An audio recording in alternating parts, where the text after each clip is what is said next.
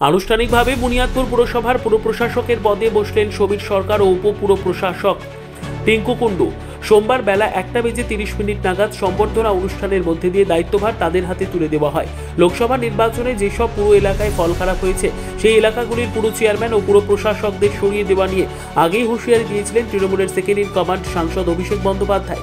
এ নিয়ে রাজ্য জুড়ে কয়েক মাস ধরে গুঞ্জন চলছিল, কিন্তু চলতি মাসের 1 তারিখে রাজ্যের কয়েকটি পুরসভায় চেয়ারম্যান, ভাইস চেয়ারম্যান ও পুরো প্রশাসক পদে রদবদল আনে তৃণমূল কংগ্রেস।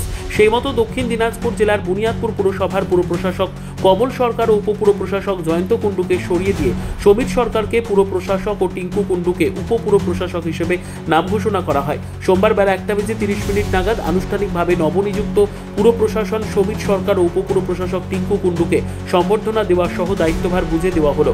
এদিনের অনুষ্ঠানে উপস্থিত ছিলেন রাজ্যের ক্রেতা সুরক্ষা মন্ত্রী বিপ্লব মিত্র, গঙ্গারামপুরের মহকুমা শাসক অভিষেক শুক্লা, জেলা পরিষদের সদস্য সুভাষ পাওয়াল, বিদায়ী পুরো প্রশাসক কমল সরকার প্রমুখ। আমরা কিন্তু পৌরসভার নির্বাচনে হারিনি। আমরা যখন পৌরসভা ইলেকশন হয়েছে আমরা জিতেছি, 14টার মধ্যে 13টাতেই জিতেছি এবং সেই বোর্ড খুব ভালো মতো অখিল বর্মনের নেতৃত্বে কাজ করেছে।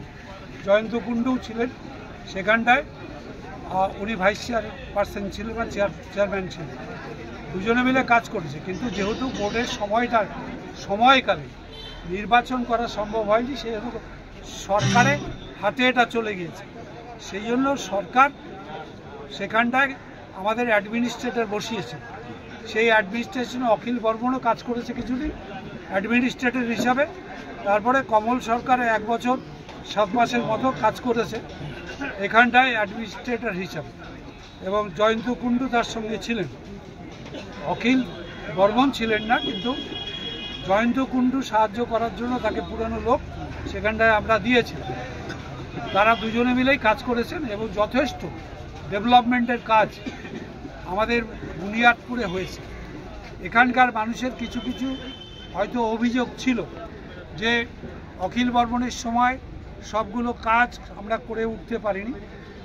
সেই গ্যাপটা কিন্তু পরবর্তীকালে কমল সরকার এবং জয়ন্ত কুণ্ডুরা তারা কিন্তু পূরণ করার চেষ্টা করেছে।